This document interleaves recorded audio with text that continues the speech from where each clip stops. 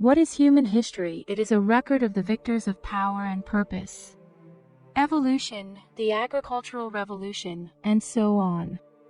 Most are at least vaguely familiar with these concepts. But what if it is not quite so simple? What if the stories of the ancients, tales of gods and angels, of giants and disasters are more literal than they might seem upon first glance? Look closer and an alternative history of the human race may be revealed, one which totally upends conventional knowledge and the history of power. This is an alternative history which has been censored out of human understanding, mostly forgotten or ignored until now. In early 1946, in the region now known as the West Bank, a group of Bedouin teenagers were tending to their sheep and goats near the ancient settlement of Qumran. To pass the time, monotonous as it was, they threw around the rocks they found littered across the rugged desert terrain.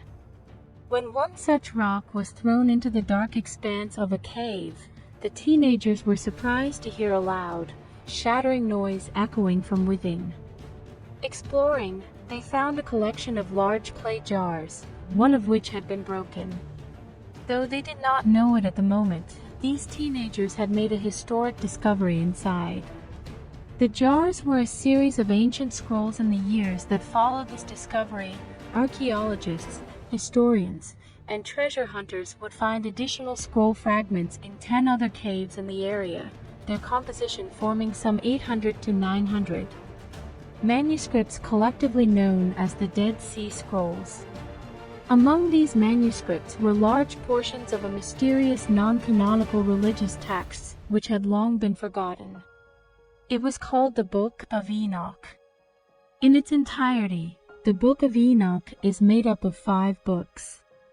The Book of Watchers, Book of Parables, the Astronomical Book, the Dream Visions, and the Epistles of Enoch, containing some 100 chapters.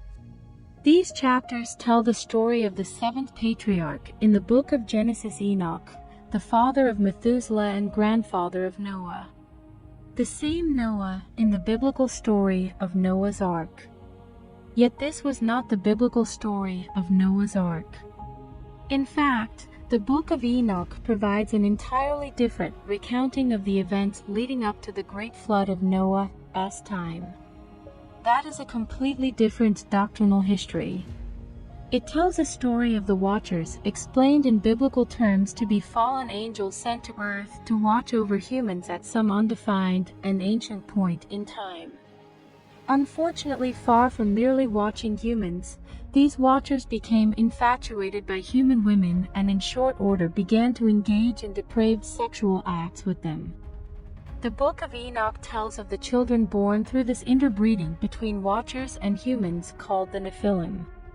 These Nephilim were, as described, giants and savages that endangered and pillaged humanity, or said another way, supernatural man-eating giants. Angered with what the Watchers had done, those described as gods chained them in a subterranean prison deep within the earth. Enoch became the go-between gods and imprisoned Watchers. The book describes Enoch's journeys between heaven and earth in his role as an intermediary, how he flew with the angels and saw the rivers and mountains and the very ends of the earth from above.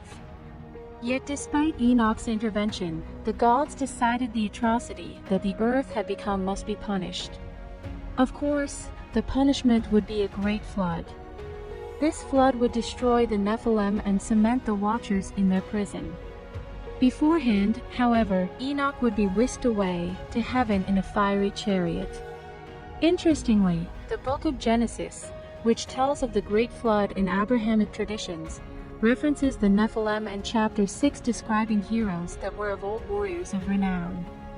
This is not the only place in biblical canon which the Nephilim appear. In Numbers 13:32 and 33, the Israelites visit a land inhabited by Nephilim, who are so large they make the Israelites look like grasshoppers. Of course, many things in the Bible are seen in modern times as allegorical, that is more philosophical myth than historical record. There is archaeological evidence of a great flood in the earth, as past one incidentally. also spoken about in countless religious and cultural traditions across the world, had beings like Nephilim. Giants actually existed. Surely there would be similar evidence. What if there is? In our 30-minute documentary video about giants, which we linked in the description and comments, we highlighted dozens of stories of enormous skeletons unearthed across North America, together with many newspaper articles from the late 19th and early 20th century, suggesting that ancient giants were indeed real and coexisted with early humans. This is not a phenomenon confined to the United States. Similarly, enormous skeletons have been found in the Amazon rainforest, Africa, and elsewhere. In fact, stories of giants permeate human history and tradition. The famed explorer Marco Polo once wrote of a race of giants in Zanzibar, who were so strong they can carry as many as 4 ordinary men, while the people of modern-day Tangier, Morocco once claimed their city's founder was a giant named Antaeus. According to Irish myth, the so-called Giant's Causeway off the northeast coast of Ireland, an astonishing 40,000 interlocking columns of rock, was built by the Irish giant Finn McCool so that he could walk across the sea to Scotland to fight another giant. Further stories of giants, Norse legends, and ancient Greek mythology. Perhaps if giants did exist, as these records across countless cultures suggest, then the Book of Enoch. It is less allegorical than it might originally appear, less fantastical myth, and more grounded in actual history. It is interesting to note that for centuries the Book of Enoch was an important part of both Christian and Jewish religious traditions. Many, if not most, sects accepted the book as scripture. Further, some have even suggested that the Book of Enoch was the inspiration for the Book of Genesis due to their many parallels and overlapping stories. The question is thus, what happened? Why is the Book of Enoch not part of the Bible?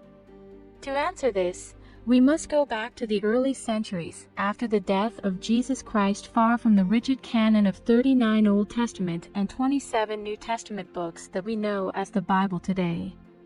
Originally, there were numerous Gospels and religious texts which made up the broad spectrum of Christian tradition. As the Christian religion grew after the death of Jesus, the burgeoning Christian church needed to know which texts should be read and followed, which teaching should be applied, which texts would be deemed as acceptable and divinely inspired. The church needed out of diversity to create uniformity. They needed an official canon. In his story, popularized in modern times by Dan Brown's seminal work, The Da Vinci Code, this canonization is remembered as happening somewhat nefariously at the Council of Nicaea in the 4th century.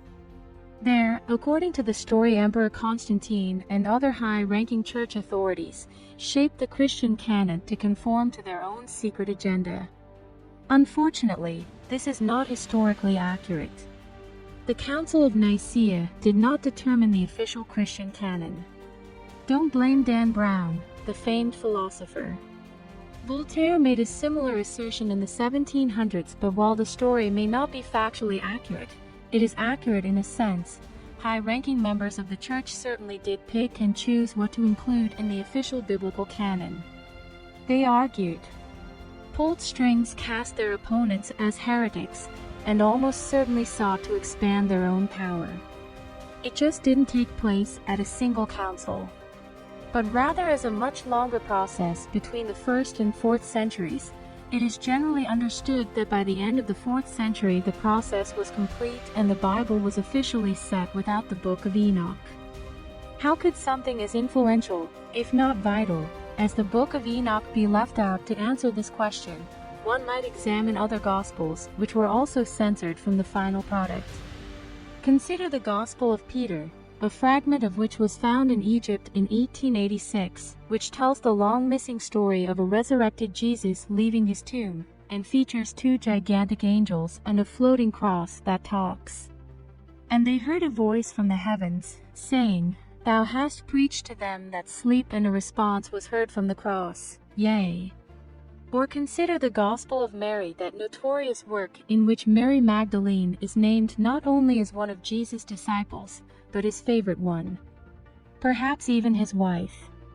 Within this gospel, the disciple Peter asks why he and the other disciples should listen to Mary, a woman, to which Matthew responds, "If the Savior made her worthy. Who are you then, for your part to cast her aside? Surely the Savior knows her full well. That is why he has loved her more than us." Like the Book of Enoch, these Gospels tell extraordinary and history-challenging stories. Perhaps then it should be no surprise that these texts were censored out by early power brokers of the official Christian canon. It stands to reason that the Book of Enoch may have been totally forgotten, if not for its survival in small Orthodox sects of Ethiopian Jews. In fact, the only pre-modern version of the text was written in G as an ancient African language. It was this version which Richard Lawrence, the Archbishop of Cashel, used in 1821 to produce the first ever English translation of the book. The version used to inform study of the Dead Sea Scrolls. Curiously though, the Book of Enoch was omitted from the established Christian canon and subsequently forgotten in all but the most obscure corners of religious tradition and theological study. The Bible does contain numerous references to it. There are references to the Nephilim in Genesis and Numbers. Genesis also contains an extensive recounting of Enoch's lineages. The book of Hebrews describes how God had taken Enoch away, seemingly a reference to his being taken to heaven via fiery chariot before the Great Flood. Jude, meanwhile, contains an entire paragraph transcribed almost word for word from Enoch, suggesting that the book may in fact have served as an early inspiration for canonical biblical texts. Further, Corinthians 11:5-6 contains instructions from St. Paul that women should cover their heads while in church. This seemingly a direct reference to the fact that the watchers in the Book of Enoch were attracted to women with long flowing hair. This is a practice which remains in Roman Catholicism and Islam to this day. Though it was censored, even forgotten, the Book of Enoch never truly disappeared. There was something deeper behind the Book of Enoch and its incredible stories, something which goes beyond simply whether or not it is part of the Christian canon. It has been pointed out that Enoch, the seventh patriarch of the Bible, seems to reflect the seventh antediluvian king and mender, Anna, and Babylonian tradition. The ancient Greeks believed Enoch to be the same as the god Hermes, while ancient Egyptians had someone similar in their own tradition. The examples could continue. And so it must be asked, why does Enoch, no matter his name, keep appearing in the traditions of the ancients? The answer may go back further than the Greeks, Egyptians, or even the Babylonians. Back to the ancient Sumerians, according to Sumerian texts, Earth was visited by a group of supernatural beings sometime in the distant past. These visitors are described in Sumerian tradition in a way that is eerily similar to descriptions of the Watchers in the Book of Enoch. Instead of Watchers, however, Sumerians call these beings the Anunnaki, which literally means those who came from the heavens. They were gods to the Sumerians, to modern thinkers like Zacharias Sitchin and Eric van Daniken. They were an ancient race of aliens who came to Earth. Interestingly, Sumerian texts tell stories of these Anunnaki, much like the Watchers, beginning to interbreed with human beings, creating an entirely new species in the process, reflecting the creation of the Nephilim. Like the gods of the Book of Enoch, the Anunnaki became angered with the condition of the earth and brought about a great flood. Is it possible the Book of Enoch, as well as other related traditions, are simply retelling the older Sumerian story of the unlucky? Consider the agricultural revolution, which began around 10,000 BCE, during which time human beings transitioned from a lifestyle of hunting and gathering to one of agriculture and settlement. According to historical record, as early as 9500 BCE, in what is now modern Kurdistan, barley, wheat, and rye were being cultivated. Oats, peas, and lentils were being grown, while goats and sheep were domesticated some 500 years after that. Copper and lead smelting were taking place in the region alongside weaving and pottery making. Additionally, this ancient Kurdish culture was the first to develop a script. Standing as one of humanity, earliest literate societies. Some have asked how human beings could have made this jump so fast. Interestingly, the Kurdish people claim to be the descendants of the children of the jinn, the children of spirits. Is this an ancient cultural reference to the procreation between Anunnaki and human women? According to the Sumerians, it was the Anunnaki who brought advanced knowledge and technology to human beings, lending a helping hand as it were to the progression of human civilization. Many have suggested that this explains seemingly impossible monuments like the pyramids of Giza or Teotihuacan. Those ancient monuments have extraordinary sophistication which is completely unexplained by the cultural and social circumstances of historical record. Perhaps this also explains how human beings were able to transition from nomadic hunter-gatherers to sophisticated civilizations in a historically insignificant amount of time. Incredibly, the Book of Enoch describes an almost identical process taking place with the Watchers, mirroring the Onegi and providing humans with advanced knowledge and technology. They teach humans metallurgy and mining, science and medicine, how to read and write, and how to read the stars. They teach humans to wear cosmetics and make jewelry and reveal the secrets of the art of war. The Book of Enoch 1-3a reads, and Azazel taught men to make swords and knives and shields and breastplates, and made known to them the metals of the earth, and the art of working them, and bracelets and ornaments, and the use of antimony, and the beautifying of the eyelids, and all kinds of costly stones, and all coloring tinctures. And there arose much godlessness, and they committed fornication, and they were led astray, and became corrupt in all their ways. Was the Book of Enoch in this way merely reflecting and retelling the story of the Anunnaki? It is interesting that the most common example given of something completely unexplained by the cultural and social circumstances of historical record, that is to say something the Anunnaki must surely have helped ancient humans with, are the Egyptian pyramids. According to the ancient Arabian historian Almarez, these pyramids were built by a king named Serd who lived before the Great Flood. Incidentally, Serd translated into Hebrew is Enoch. Consider elsewhere in the Book of Enoch, in a chapter in which Enoch bears witness to the secrets of the lightnings and the secrets of the thunder. Some have suggested this chapter is meant to illuminate the riddles of energy and electricity. Again, this relates directly to the Anunnaki, who many believe have been trying to reveal similar secrets to human beings through crop circles for some time. In our latest video, called Crop Circles Contain Blueprints for Free Energy Devices, we talked about how in only the past few decades crop circles have appeared across the world detailing complex mathematical equations, magnetic diagrams and motors, mechanical routers, and the field lines of an electrical charge. The work, according to some of the Anunnaki. In fact, consider Enoch's description of his journey to meet the gods, while keeping in mind the UFO sightings, which often accompany and complement these crop circles. I was taken to a kind of floating palace. Enoch said it was huge like carved glass. The floor had glass plates through the floor. You could see the stars we were crossing. With this in mind, one might wonder if the fiery chariot which took Enoch away before the Great Flood was not in fact an alien spacecraft. It may seem hard to believe that stories as mind-blowing as these of Watchers and Anunnaki and Nephilim giant stories, which permeated ancient cultures for thousands of years, should be largely forgotten.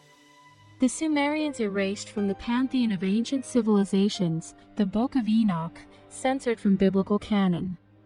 However, given the way these stories fundamentally reshape human history and redefine what human beings are, their exclusion is perhaps no surprise.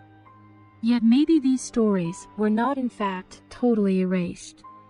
Consider the well-known biblical story of Adam and Eve in the Garden of Eden. Read it not literally nor philosophically, but as an allegory. Read it metaphorically. God creates Adam to watch over the earth, much as the gods send the Watchers to do in the Book of Enoch. From Adam's rib, God creates Eve. Adam and Eve procreate, representing the interbreeding between the Watchers and human females. Adam and Eve are told they can eat anything they want in the Garden of Eden, except fruit from the tree of knowledge of good and evil. Of course, they do eat from the tree of knowledge, representative of the Watchers, bringing advanced technology and knowledge to human beings, which perhaps they were not mentally evolved enough to handle, just as eating from the tree of knowledge provided Adam and Eve with the knowledge of God. So too did the Book of Enoch. Describe how the Watchers revealed the eternal secrets which were preserved for heaven, which men were striving to learn. Reading the story of Adam and Eve. This way it is easy to see the parallels between it and the Book of Enoch, and perhaps that is just the point. Perhaps the people who wrote the story of Adam and Eve were simply retelling the stories in the Book of Enoch in their own way, retelling the Sumerian story of the Anunnaki as so many across religions and cultures had before them. Inserting this crucial piece of human history allegorically into their own religious canon so that these ancient records could continue to exist. What is human history? Is it that which is understood through officially sanctioned history books? Or is it something deeper, something more incredible, if perhaps forgotten? Maybe the answer has been hiding in plain sight the whole time. Thank you for watching. If you enjoyed the video, please hit the like button. And if you're new, hit subscribe and the bell next to it for future notifications.